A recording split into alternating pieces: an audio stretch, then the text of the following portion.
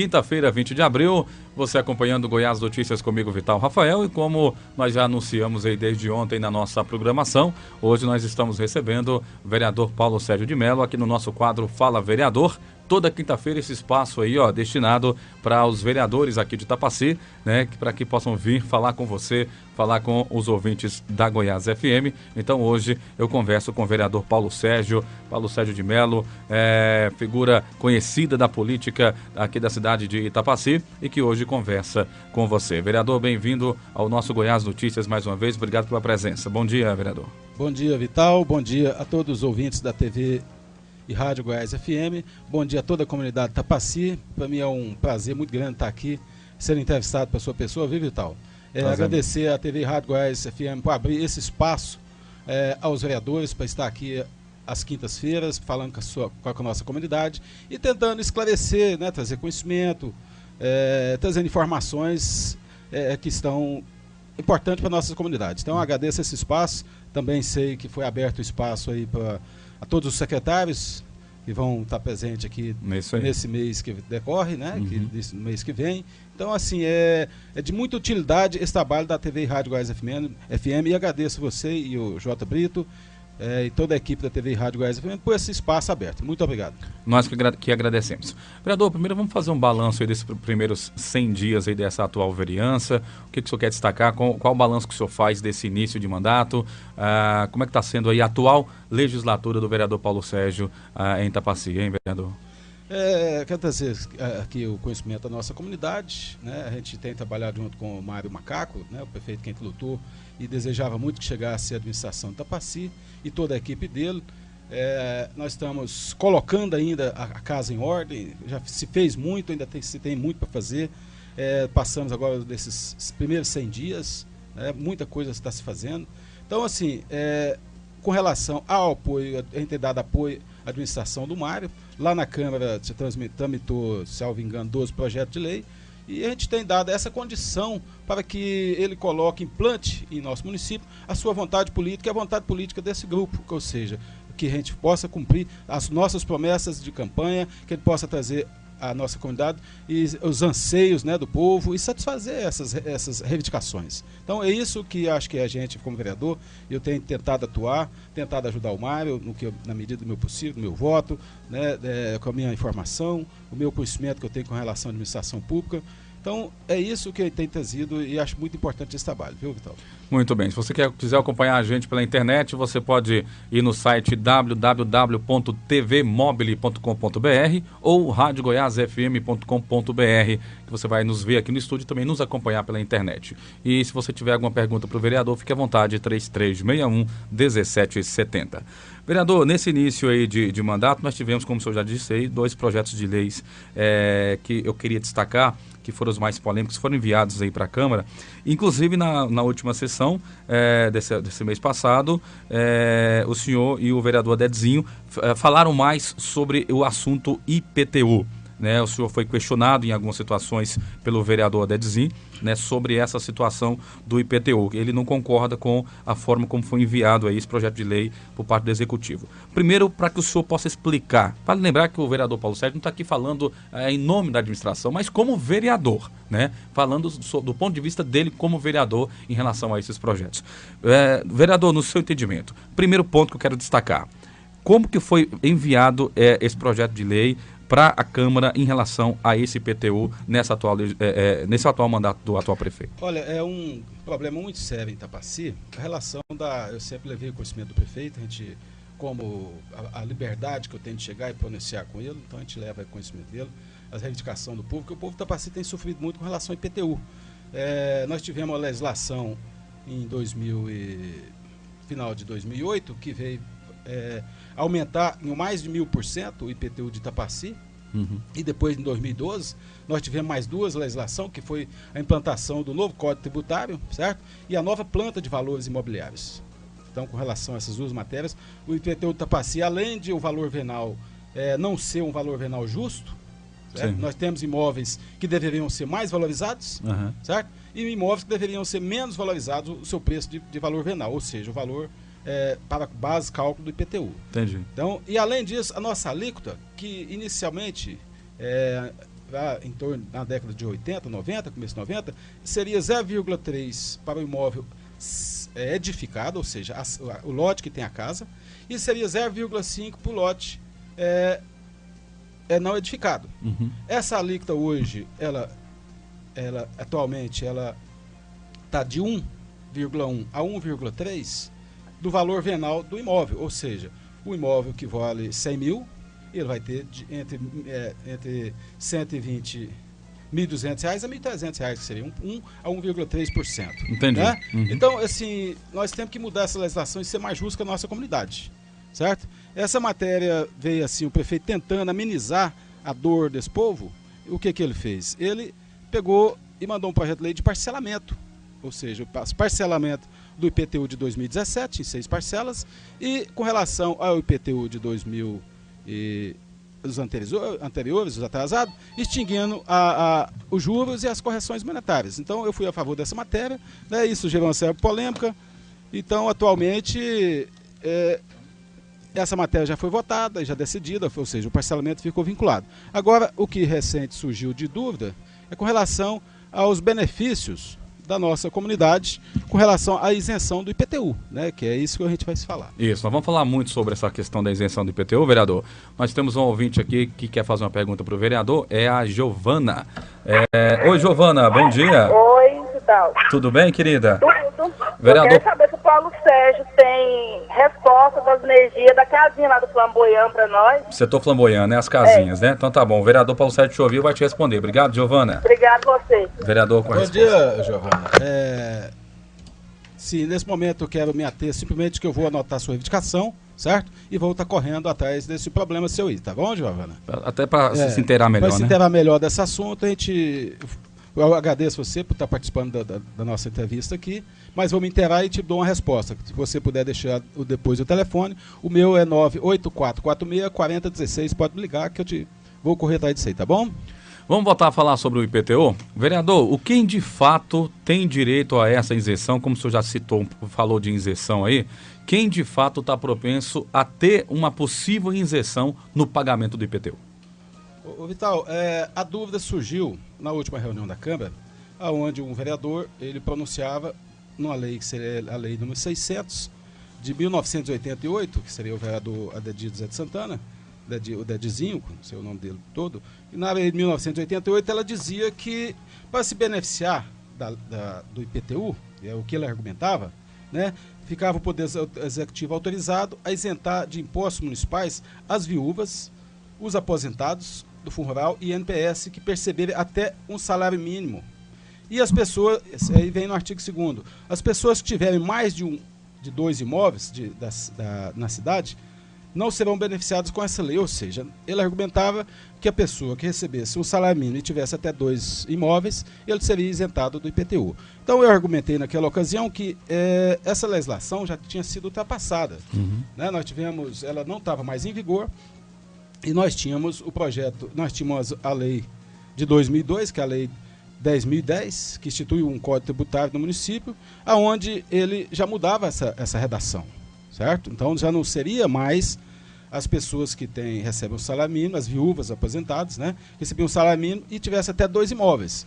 Então hoje nós temos o Código Tributário de 2012, que eu faço questão de ler aqui, que Sim. é a matéria para a gente poder discutir, o Código Tributário de 2012, que é a Lei 1.298 de 2012, que dispõe sobre o sistema tributário municipal e institui o Código Tributário, diz o seguinte, no artigo 23, olha, os imóveis são imunes ou isentos de impostos nas seguintes hipóteses, ou seja, as hipóteses em que os imóveis serão isentos de impostos.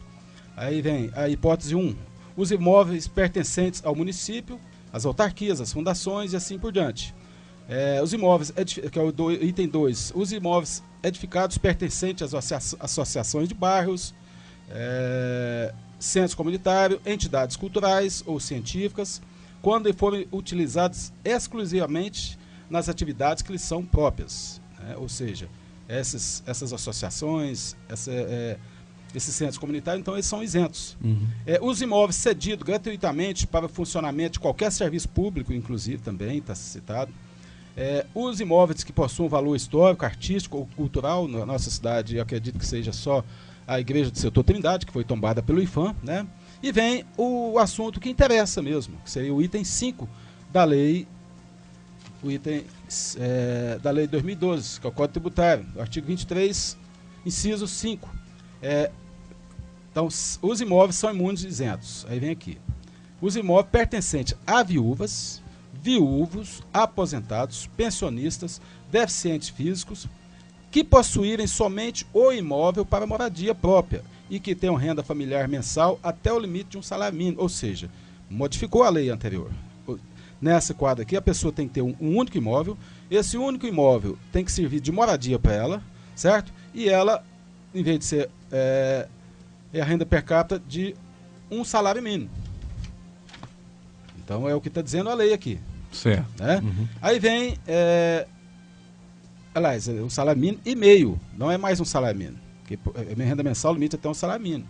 Então, assim, modificou aquela redação, que a pessoa poderia ter dois imóveis, e não é mais dois, é só um. E subiu de um salário mínimo para um salário mínimo e meio.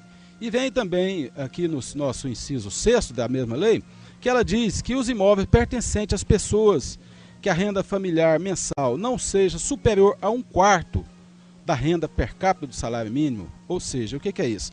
Eu entendo, e acho que isso aqui nem está sendo aplicado, que as pessoas que possuam um único imóvel de sua moradia, certo? E que esse imóvel, que essa pessoa, por exemplo, ela seja o trabalhador, o dono da casa, a pessoa que trabalha, né, a sua esposa, os seus 2 filhos, né? Então você vai pegar o seu salário mínimo, dividir o seu salário, que seria 1/4 do salário mínimo, dividir pela população, pela sua família. Se essa renda seu salário der menos de 1/4 do salário mínimo, ou seja, 200 e poucos reais, você teria direito a essa lei.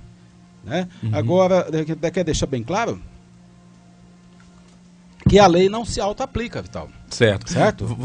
Essa vai ser a terceira parte da nossa entrevista, porque exatamente eu vou te perguntar sobre isso, como que a pessoa deve requerer essa situação, você vai explicar mais. Mas antes, tem mais um ouvinte que quer te fazer uma pergunta, é a Benedita. Oi, Benedita, bom dia. Oi, bom dia. Você fala de onde, querida? Eu tô ótimo. Você fala de onde? Eu falo aqui do centro. Centro de Itapaci. O Paulo Sérgio tá te ouvindo, fica à vontade. Paulo Sérgio, bom dia. Eu só quero te fazer uma pergunta seguinte. Em plenário, você disse que iria apresentar um projeto para diminuir esse valor exorbitante do IPTU. E ao invés de você apresentar o projeto, você apoiou o projeto do seu Mário. O que te fez mudar de opinião? Muito bem, o Paulo Sérgio te ouviu, Benedita, ele vai te responder. Obrigado, querida. Obrigada. Eu que agradeço. O vereador com a resposta. Benedita, inicialmente você não disse qual é o projeto do seu Mário. O projeto do seu Mário que tinha na Câmara era de parcelamento do IPTU, certo? Nós não tínhamos nenhum projeto do seu Mário para baixar IPTU, até mesmo porque demanda de um certo tempo para você contratar uma empresa para você fazer todo o trabalho para fazer um estudo no município e fazer a nova planta de valores, certo? Então, o projeto do seu Mário que eu apoiei e o único que teve na casa com relação a essa matéria foi do parcelamento do IPTU, certo? Então, com relação ao IPTU, parcelamento do IPTU, eu votei a favor. Inclusive, adverti os vereadores que eram da oposição, olha, vocês são doidos, vocês vão votar contra o parcelamento do IPTU?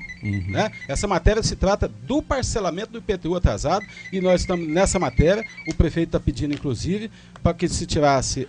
Vamos relembrar como é que foi essa matéria, vereador? Pode falar aí. Isso, então, naquela ocasião, o projeto pedia o parcelamento dos impostos atrasados, pedia 20% de desconto no IPTU de 2017, né? E também isentava as multas e os juros, ou seja, ia ficar somente a correção monetária. Certo. Então a pessoa acaba beneficiando, ou seja, quem não pagou, quem tem IPTU atrasado de 5, 10 anos, ela deixaria de pagar o juro, as multas e, além de tudo, teria parcelamento no CPTU. Da mesma forma, e com relação ao IPTU de 2017, nós teríamos o desconto de 20% ou o parcelamento. Então, essa é a matéria que tinha do prefeito, e não matéria para prejudicar a população. Então, agora, com relação ao IPTU de 2018, eu já sentei com o prefeito, já discuti, vai contratar a empresa, e eu garanto para vocês, vai ter mudança para beneficiar a população e muito para o ano de 2018. O que a Benedita também questionou, vereador, foi em relação ao valor exorbitante do IPTU, né, que vinha sendo cobrado ultimamente em Itapaci.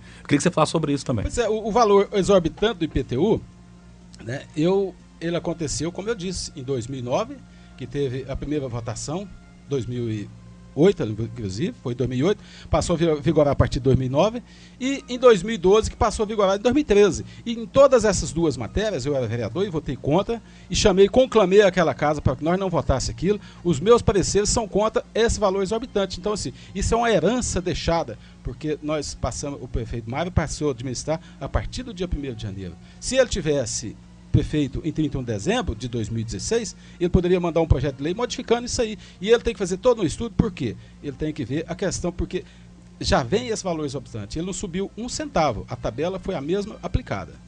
Então, para ele fazer um trabalho para baixar o IPTU, ele tem que fazer um estudo de renúncia de receita, ou sob pena de ser responsabilizado criminalmente sobre isso. Entendi. Né? Crime de improbidade administrativa. Perder, inclusive, o mandato e responder pela lei de responsabilidade fiscal. Ou seja, não é tão simples assim. Não né? é tão simples. 11h25, você acompanhando o Goiás Notícias, Vital Rafael conversando com o vereador Paulo Sérgio de Mello. A gente continua falando sobre IPTU. Vamos voltar no item que você fala, vereador, sobre a isenção das pessoas que têm o direito à isenção, ou seja, o não pagamento do IPTU. Tá, eu recebo o IPTU na minha casa. Eu acho que eu me enquadro nessa situação que o senhor colocou aí sobre eu ser isento para o pagamento desse IPTU. Como que deve ser feito o procedimento? Como que a pessoa deve proceder? Porque, como o senhor disse, a prefeitura, o órgão público não vai até você dizer, ó, você não vai pagar o seu IPTU, né? Não é assim que funciona. Qual é o trâmite, vereador? Olha, Vital e a todos os ouvintes, acho que é muito importante essa pergunta. A própria lei, que é o nosso Código Tributário, ele isentou, igual eu disse para vocês, as viúvas, né, estaria aqui, viúvas, aposentados, pensionistas, deficiente físico, que possuem somente um imóvel para moradia própria e que tenham renda familiar até o limite de um salário mínimo e meio. Um imóvel que esteja morando nele, né, vereador? Essa lei não se auto-aplica. Na própria lei, no parágrafo 1º, disse assim, os contribuintes para se beneficiarem, para ser beneficiado por esta lei, deverão solicitar mediante requerimento, junto à Secretaria de Finanças, a concessão do desconto e preencher um formulário de avaliação de cadastro socioeconômico. Por que isso? Quer dizer que é o seguinte, que todas as pessoas interessadas devem exercer primeiramente um requerimento administrativo junto ao órgão competente, que seria a Secretaria de Finanças.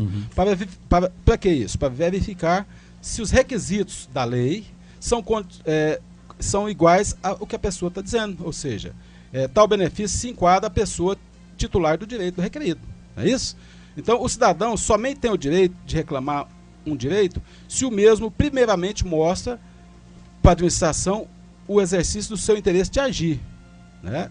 Então, para ser concedido esse benefício, a pessoa tem que procurar. Assim, o requerimento administrativo serve como meio de obter do poder público um pronunciamento, ou seja, eu acho que eu enquadro na lei. Eu vou lá na prefeitura, e faço o requerimento, certo? Esse requerimento, ele vai ser analisado pela comissão, essa vai pedir documentação, e mediante essa documentação vai aprovar ou não. Aí sim você passa. Não é simplesmente a lei foi votada, a lei é de 2012. Mas quem não procurou não tem o benefício. A pessoa recebeu lá na sua casa o seu boleto de IPTU. Então ela deve procurar, ela acha que ela enquadra, é aposentada, é viúva, enquadra nesse perfil que eu estou dizendo. Vou publicar aqui também depois essa parte da lei, certo? Então ela achou que ela enquadra, tem que procurar ou a coletoria, que a lei fala, a Secretaria de Finanças. Mas pode ser a coletoria também. Pode ser também. Na coletoria, que é uma parte da Secretaria de Finanças. Então vai procurar lá, e lá eles vão pedir ela para preencher alguma documentação e vão ver se enquadra, e eles também têm o tempo de decidir sobre isso. Tá. Nós temos um ouvinte aqui que tem uma pergunta sobre isso aí, uma pergunta importante, é a Nelly. Oi, Nelly, bom dia. Bom dia. Nelly, o vereador Paulo Sérgio está te ouvindo. Qual que é a sua dúvida sobre o IPTU, querida? Eu queria saber dele se eu que não tenho aquele documento da casa, aquele legítimo, só tenho o que o prefeito deu. Então, eu queria saber se eu sou obrigado a pagar. O senhor entendeu, vereador? Eu entendi. Tá, Nelly, mais ou menos eu acho que eu entendi. Tá, Nelly, obrigado, viu? Nada. Nelly, você não disse qual setor que você mora, mas eu imagino que você deve morar no imóvel que foi doado pelo município, certo? O fato gerador do IPTU, eu não estou falando aqui como secretário, estou falando, nem falando pela prefeitura, estou falando pelo meu conhecimento. Eu acho que é dito que depois vão vir aqui secretários, que eles vão ser entrevistados e vão falar sobre isso. Né? Mas eu estou falando como vereador Paulo Sérgio. Estou aqui para tentar esclarecer algumas dúvidas. Então você, possivelmente, eu acredito que uma doação do imóvel e você hoje mora nesse imóvel. Então o fato gerador é o próprio parcelamento do imóvel. Você parcela um terreno. E aquilo ali se torna um loteamento, não importa se ele é legal ou ele é ilegal, ele gera um fato gerador, ou seja, isso ele vai automaticamente, já vai gerar o IPTU. Então, até mesmo para você, futuramente, para qualquer demanda, eu aconselharia você pagar o IPTU. Nós temos outra situação, aqui que eu estava até discutindo aqui com relação a esse projeto de lei, é um caso que chama atenção, é com relação aos loteamentos novos. Então, eu, por exemplo, acho que na condição de cidadão, eu me enquadro, eu sou um aposentado, eu sou um pensionista e comprei um lote dessas construtoras, né? Que fizeram vários loteamentos aqui em Itapaci. Mas eu fiz um parcelamento de 200 parcelas e eu estou pagando as parcelas. Mas o imóvel ainda continua em nome da imobiliária. Então, nessa situação, eu não sei se a pessoa beneficiaria com a lei. Teria que procurar a Secretaria de Finanças, apresentar o requerimento para eles analisar, porque eu tenho certeza que nós vamos ter vários casos dessa forma. Então vai ter que ver a forma que o município vai interpretar, porque esses imóveis estão registrados em nome da construtora, né? Então essa é uma das coisas que traz dúvida. Mas todo mundo que eu sugiro, que acha que enquadra na lei, que tem um único imóvel de moradia, é aposentado, é pensionista, ou é deficiente físico, e que recebe até um salário e meio, então vai lá e leva a documentação, leva o carnê, o comprovante de recebimento, né? Leva a certidão, o recibo do lote, ou que seja a escritura da casa, e entra com requerimento. O importante é o máximo de pessoas ser beneficiado com a lei, porque essa lei é de 2012 e muitas pessoas já vinham sendo beneficiadas por ela e vão continuar sendo. Existe algum prazo específico para a pessoa entrar com esse pedido de isenção aí, vereador? Olha, não cabe a mim, né, assim, falar, mas eu acredito, por exemplo, dentro do exercício, nós estamos no exercício financeiro, né, fiscal do ano de 2017. Você acabou de receber o seu boleto, olha, eu recebi o boleto, mas eu enquadro na lei. Se eu enquadro na lei, eu vou lá requerer minha isenção. Então, eu entendo que a partir do momento que você recebeu, o mais rápido você tem que procurar a coletoria, certo? Por quê? É igual quando você vai fazer um concurso, você enquadra na lei que você se beneficia do não pagamento da inscrição. Então, você apresenta o requerimento para aquele concurso e não para o concurso seguinte. Então, eu acho que se você receber esse ano, você vai pedir a isenção desse imposto desse ano, porque os anteriores você não requereu. Entendi. Então, eu acho que quem não requereu dos anteriores, ele vai ter que pagar os anteriores e ser beneficiado da agora para frente. Muito bem, 11 horas e 32 minutos. Antes de encerrarmos aí a nossa conversa com o Paulo Sérgio, vereador, recentemente nós vimos aí nas redes sociais os vereadores Buiú e também o Dedzinho postando alguns vídeos aí falando sobre algumas emendas, algumas de deputados, né, que mandaram para Itapaci algumas emendas financeiras, enfim. E o vereador Paulo Sérgio, como é que está trabalhando essa questão aí de busca de emendas, de busca de requerimentos para a comunidade? Como é que está sendo feito o trabalho, hein, vereador? Vital, como eu disse, assim, nós disputamos uma eleição agora em 2016, do qual o grupo que eu faço parte foi eleito. Graças a Deus, depois de 8 anos, nós chegamos a isso. Era que a gente tanto lutou para o Mário chegar à administração de Itapaci, porque a gente acredita na pessoa do Mário, acredita na dona Regina, acredita na equipe do secretariado que vai fazer o melhor para Itapaci. Então, nós também apoiamos, desde 2008, nós apoiamos o Mário. Né? E 2012, 2014, nós tivemos aí uma disputa para deputado. Aqui em Itapaci, nós elegemos os mais votados, o deputado estadual Thales Barreto e o deputado federal Célio da Silveira. Então, com relação a essa situação de procurar recurso para o município, nós temos feito força conjunta, os vereadores da base aliada, que todos apoiaram esses deputados que eu falava, o vice-prefeito, né, os presidentes de partidos, e nós temos empenhado em força para trazer recursos para Itapaci. Quero aqui citar alguns recursos. Eu atualmente sou do Partido Progressista, do qual o presidente o Vilmar José de Santos. Então a gente fez empenho junto com o senador Wilder Moraes, e foi conseguido através dele para Itapaci emenda de 2 milhões colocado no orçamento para o município de Itapaci. Nós, conjunto, sempre que o Mário vai fazer uma reivindicação, eu tive a oportunidade de estar com ele algumas vezes com o Célio Silveira, com o senador Hildo Moraes, tive a oportunidade de estar com o vice-governador na ocasião que era governador, estava assumindo o governo do Estado, né?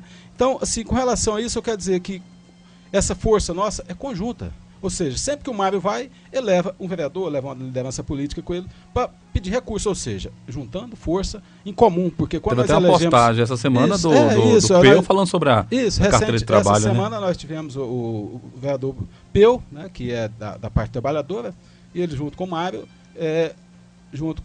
lá no Ministério do Trabalho, fazendo um convênio para Itapaci e emitir carteira de trabalho, essa carteira digital, não é isso? Então, essas forças, só quero fazer um breve relato aqui, o deputado Célio Silveira já empenhou em nosso município valor de R$2.500.000, recursos já depositados na conta do município, que será dirigido à construção de galerias fluviais e asfalto.